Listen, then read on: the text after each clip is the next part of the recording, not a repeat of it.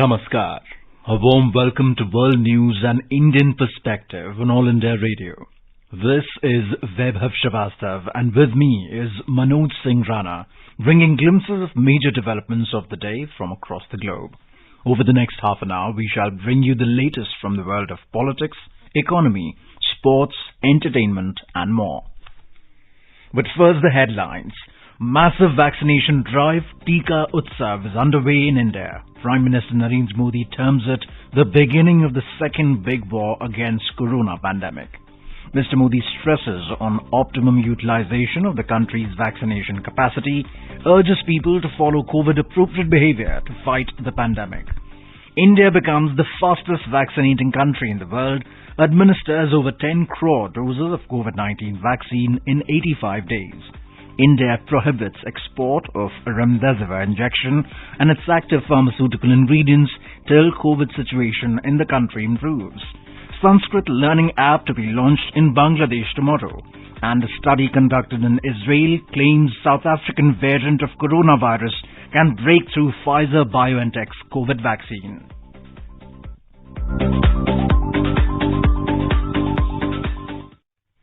As the number of COVID cases are on the rise again, we appeal to our listeners not to lower the guard.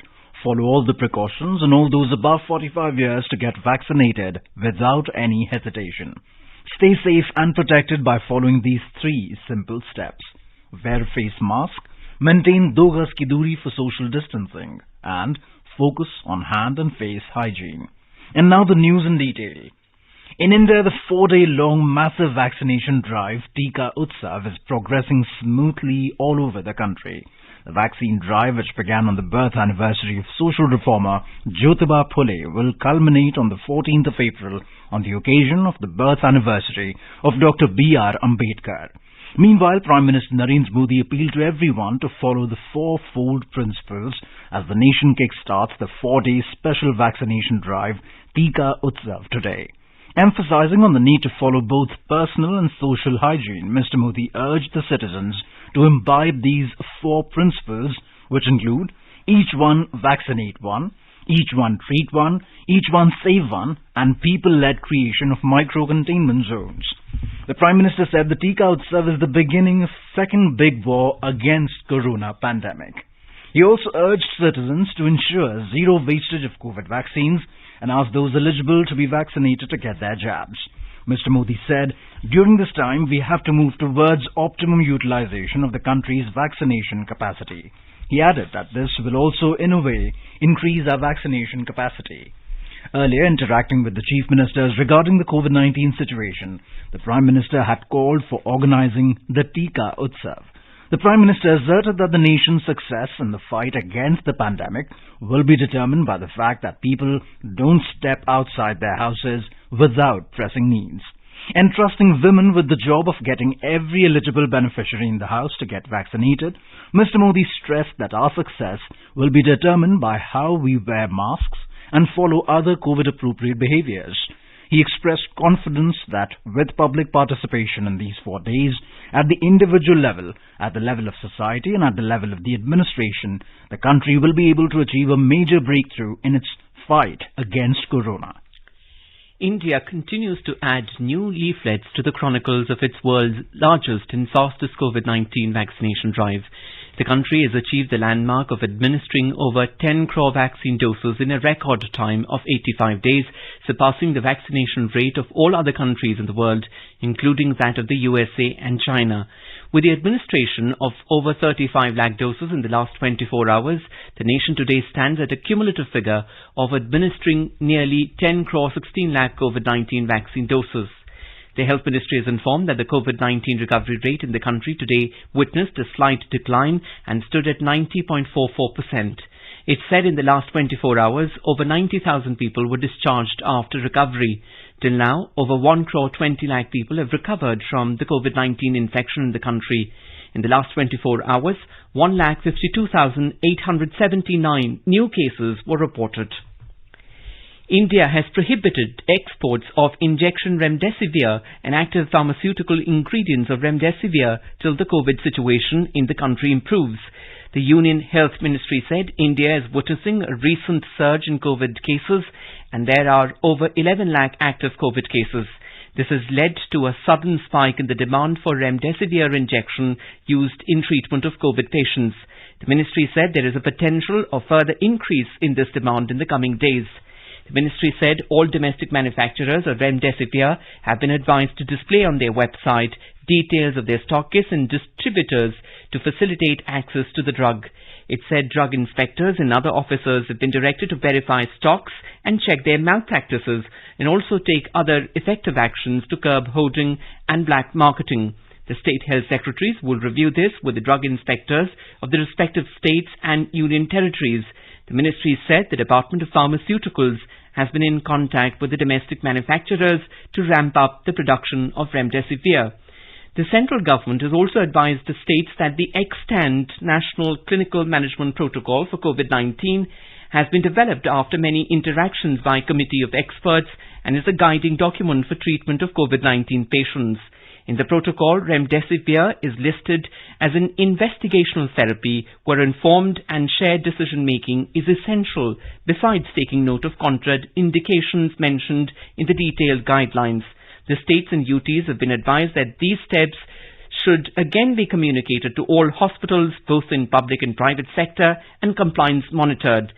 7 Indian companies are producing remdesivir injection under voluntary licensing agreement with Gilead Sciences USA. They have an installed capacity of about 38,80,000 units per month. China's Xinjiang region is facing underground flooding in the Fengwan coal mine of the Hufusi County. The flood, which has trapped 21 miners, occurred on Saturday evening, state media reported. It added 8 of the 29 miners working at the location had already been rescued. Staff are carrying out upgrading works at the site when disaster struck. Rescuers have been trying to pump water out of the flooded shaft while simultaneously pumping air into the mine.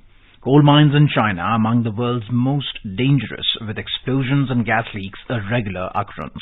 Mining accidents in eastern Shandong province in January and the southwest city of Chongqing in December killed more than 30 miners. This is All India Radio, giving you the world news. A Sanskrit learning app will be launched in Bangladesh by the Indira Gandhi Cultural Centre (IGCC) of the High Commission of India tomorrow. The Sanskrit learning app is part of the campaign being run by the Indian Council of Cultural Relations (ICCR) to promote Sanskrit language among students, religious scholars, Indologists and historians across the world. More from our special correspondent in Dhaka. The Indira Gandhi Cultural Centre of the High Commission of India in Bangladesh will launch a Sanskrit learning app tomorrow. The launch of the app is part of the campaign being run by the Indian Council of Cultural Relations (ICCR) to promote Sanskrit language among students, religious scholars, Indologists and historians across the world. The app, named Little Guru, is based on an interactive platform which will make Sanskrit learning easy, entertaining and fun. This app will help people who are already learning Sanskrit or those who are desirous to learn Sanskrit to do so in an easy and fun manner. Combining entertainment with education, the app will use games, competition, rewards, peer-to-peer interactions to help people learn Sanskrit. ICCR has been receiving a large number of requests from across the world from people interested in learning Sanskrit. Many of the Buddhist, Jain and other religious texts are in Sanskrit. There has been a great demand from such countries for assistance in learning the language. Several universities across the world where Sanskrit is taught have shown keen interest in an app which would help the students in these universities and others who wish to pursue learning of Sanskrit. Rajesh Jha for AIR News, Dhaka. In the Caribbean islands of St. Vincent and the Grenadines, a new explosion was reported today at the Le Soufriere volcano, which first erupted on Friday, blanketing the island in a layer of fine volcanic rock ash. According to reports, the island is witnessing power outages and cut-off in water supplies. The volcanic eruption has forced around 16,000 people to evacuate their homes. Residents in Barbados, nearly 200 kilometers to the east, have also been urged to stay indoors. Around 3,000 people spent the last night in shelters. After decades of inactivity, the volcano spewed dark clouds of ash for some 10 kilometers into the air, prompting an evacuation of residents living nearby. The country's National Emergency Management Organization reported lightning, thunder and rumblings as a majority of the country remained out of power and covered in ash. The ash has forced the cancellation of several flights and poor visibility limited evacuations in some areas. Officials warned that St. Lucia to the north and Grenada to the south could get light ashfall, though some of it was expected to head northeast into the Atlantic Ocean. A study conducted by Israel's largest healthcare provider, Clalit, in collaboration with Tel Aviv University, has found that coronavirus variant discovered in South Africa can break through the Pfizer-BioNTech's COVID-19 vaccine to some extent.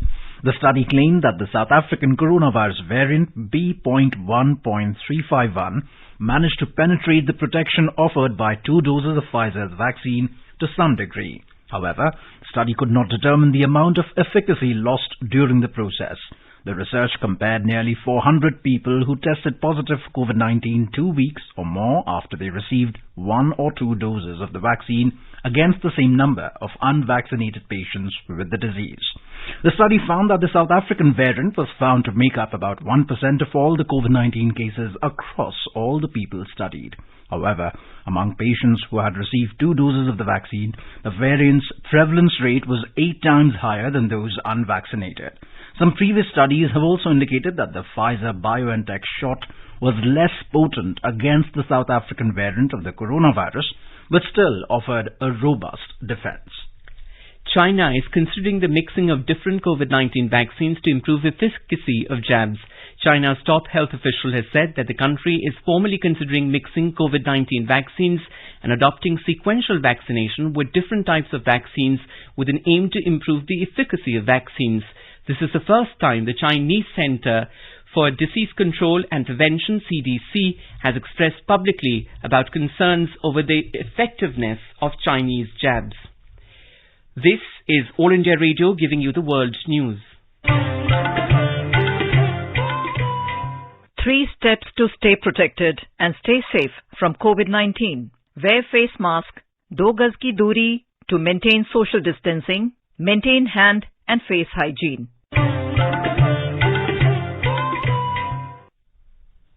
Now in our hotspot section, we have with us Mr. Kuldeep Singh, Director General of Central Reserve Police Force, CRPF, which are responsible for helping the Indian government in maintaining the rule of law, public order, internal security, national integrity, and promote social harmony and development by upholding supremacy of the Constitution. Last week, 22 CRPF personnel were killed and at least 31 others were injured in a gunfight with Maoists in the Bastar region of India's Chhattisgarh state as the extremists ambushed the forces near the Bijapur-Sukma border.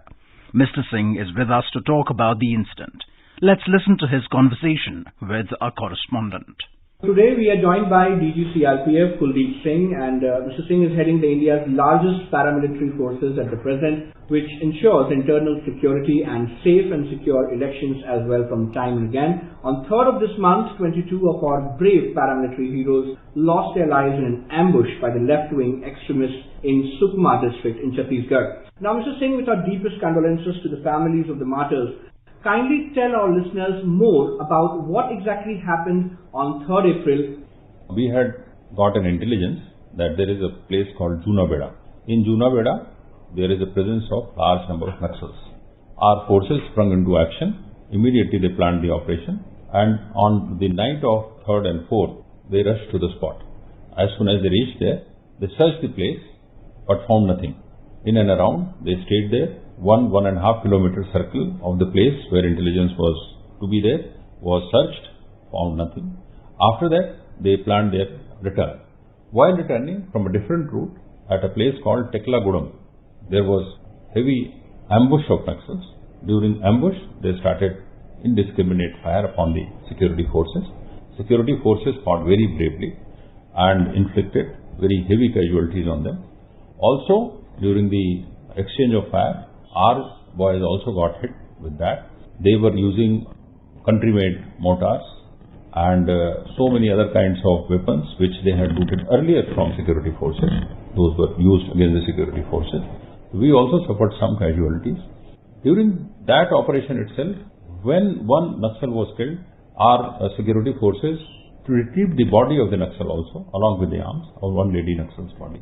And our boys, when they got hit, they were injured, approximately DRG, STF, Cobra and Basaria battalion, all were there. Total 31 persons were injured. 22, later it was found that 22 Jawans got martyred. So this was all about the operation. But our boys fought 4 hours with them, heavily armed Naxals, along with Jan militia and all. More than 750 Naxals had approached from all sides, because our operation was about 1.5 day long operation. So they could get some information that forces have gone there, and then they tried to surround. Casualties would have been much different had our Jawan not fought very bravely. The 2IC of 210 Cobra Battalion, Mr. Sandeep, was there. He planned it in such a good manner, as well as Mr. Manish, who is DC. He also planned in such a good manner that both of them took the mortal remains of 2 of our Jawans, dead body of 1 Naxal, and all 31 injured personnel, along all arms and arms of those personnel who got hit and were not to survive. And we were not in a position to bring the bodies also. They brought all those things together, kept on fighting with the Naxals, and bravely came back. Mr. Singh, we are being repeatedly hearing in the media that there was some kind of failure of the intelligence or some operational failure. First of all, how do you respond to that? And then, was there a change in plan or strategy of the operation of the Maoists that you have been able to decipher? Was there some change in plan on their part? As I told you in the answer of the first question itself, that there was an intelligence at Junabeda that Naxals have gathered. So we went for that intelligence to check and for search and destroy operation. That is called SADO. We went there, so we were operating on the intelligence. So it can't be said that there was intelligence failure. It was an intelligence on which the forces had planned an operation and went. So it was not failure at all. If you are trying to say, or the people want to say that there was no intelligence in between when Naxals placed an ambush, so this is an ongoing operation. When the situation keeps on evolving, they keep on ditching us and we keep on ditching them. So number of times the ambush is laid by them, and number of times ambush and Naka and operational exchange of fire is done by us on them. So during this time, this was not at all operational failure, because I just narrated in the first question itself that they could fight for 4 hours pitched battle with the Naxals, and then they brought back all those injured personnel as well as the dead body of a Naxal they could bring back. So this can't be said to be an operational failure. This was an operational success. Mr. Singh, listening from you directly would be a great thing. That how do you see the usage of drones in such kind of combat operations with the Naxals, especially when they're hiding deep inside the jungles? And was drone systems used in this combat per se? We used drones, and in this drone was also used. But I can't elaborate you on the operational details, how drones capture images, how we use it and how we launch operations. That is operational details. I won't like to share it with you, but drones are used. So one very basic question which the listeners would like to know, when we know that the enemy of the state may be behind the borders or within the territory of the country, the government has to fight with them. But when we are fighting with the Naxals inside the country, we are, on one hand, we're saying that we are technologically advanced, we have drones, we have night vision technologies available with us. What is the challenge that is being faced by the state in order to fight these left-wing extremists? Can you narrate on that? There are so many challenges on this, but we are countering them. You see, the challenges are the terrain, challenges are the communication links, challenges are there are no roads in the area that you can't bring all forces using your vehicles. Challenges are that they use the explosives and IEDs on the roads, so vehicles are blown. Or challenges are the spikes which they use for the purpose of going there. Then there are geographical challenges like during the heat, summer, and then during the monsoon time there is overflowing nalas and rivers and all those kinds. These are all challenges. But Government has been very liberal in granting us all kinds of equipment by which we basically come up with to cover all these kind of problems, and then we plan accordingly and go for the operations. How difficult do you think, Mr. Singh, it is to fight out the enemies in such kind of guerrilla warfare? No, it's not difficult, but it's a challenge. Nothing is difficult. We are prepared for that. Our COBRA is prepared for that. It is for counter-insurgency operations. We train them accordingly. Whatever cases happen, we study, we prepare the case study, and after case study, we prepare ourselves accordingly. So, we take the challenges and go for the operations. So, during training, we never consider these things to be difficulties. These are additional challenges in particular area. Maybe the challenges in Kashmir are different. The challenges in Chhattisgarh are different. Challenges in West Bengal elections are different. Challenges in natural calamities are different. So, these are not difficulties. These are definitely challenges. And those challenges we take into account while planning our operations and do the job. So, one more thing, that the current government has tackled this menace of left-wing extremism with an iron fist, definitely. And how do you see the change in our combat approach against them from previous years? There is a big change, and that's ongoing also, in the sense that number of forces have been deployed more. The 5 battalions have been pressed into action just a few months back. The necessary infrastructure is being built. Number of camps are being opened inside their core area now. Then we are giving the Jawans various kind of accoutrements, various kinds of force multiplier equipment, and so many other things by which the Jawans and the officers and men are able to carry out their assigned operation in a better manner. More than that, elaborating more than that won't be proper on a media basis, because what are the specifications of those things which we are doing won't be good on the media.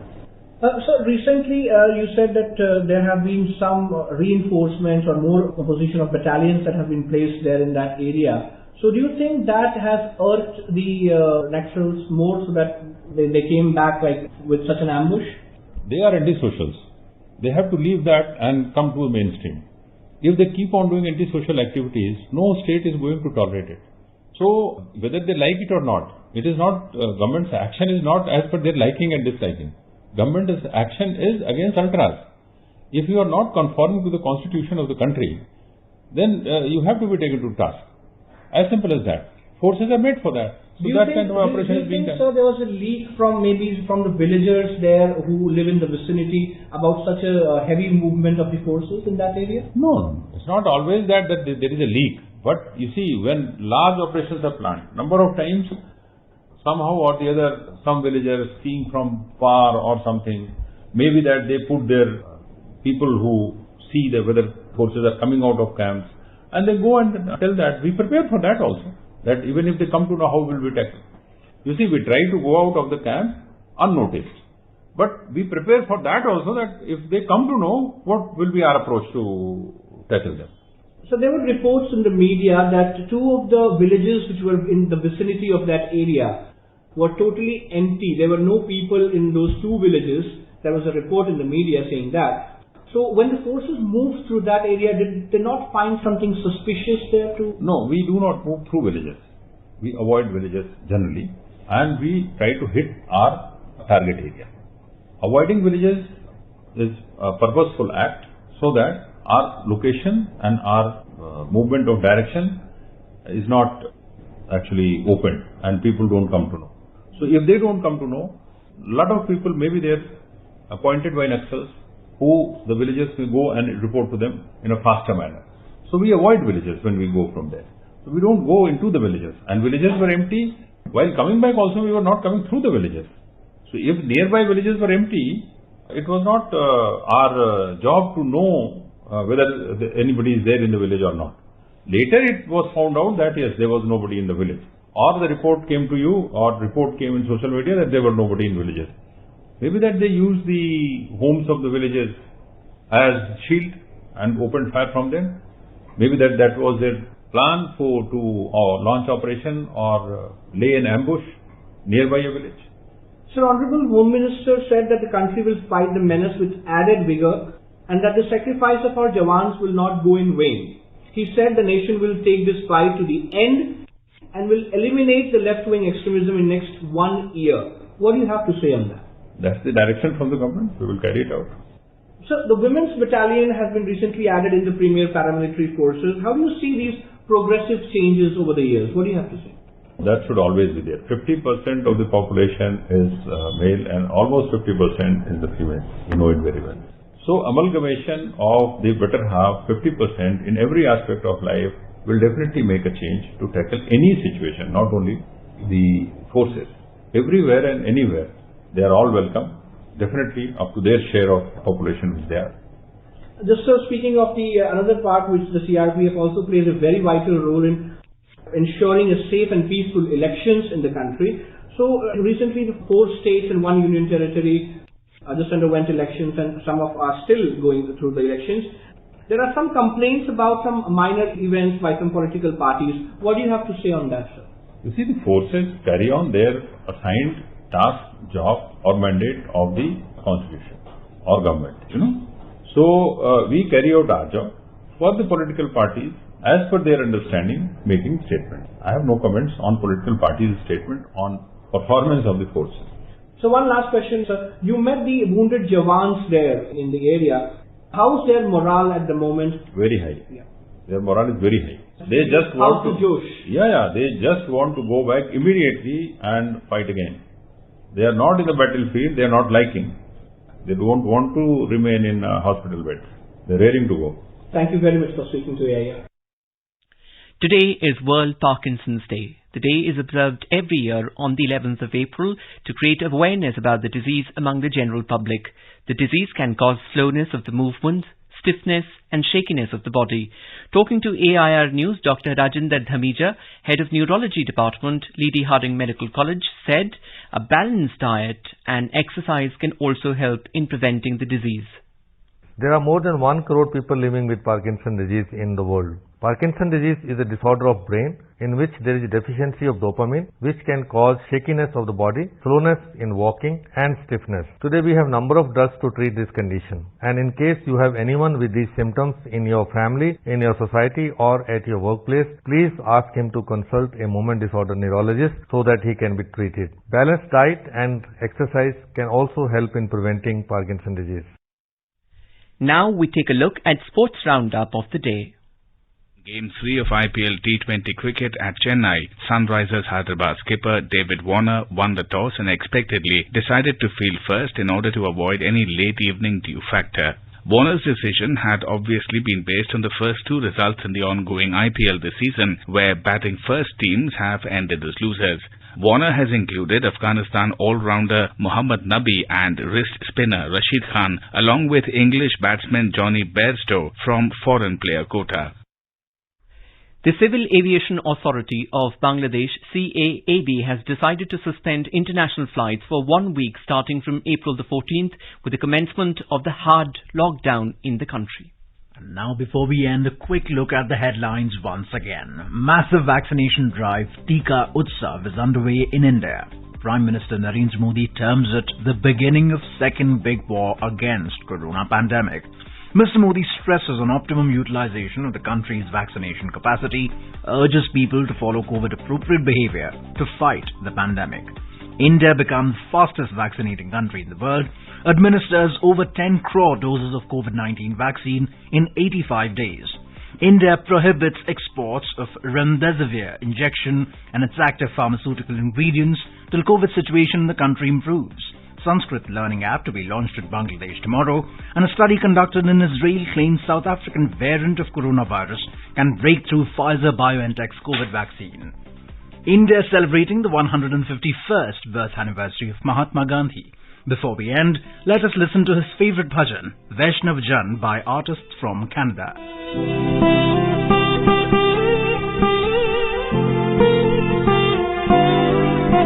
Vaishnava Jana to tene gaye.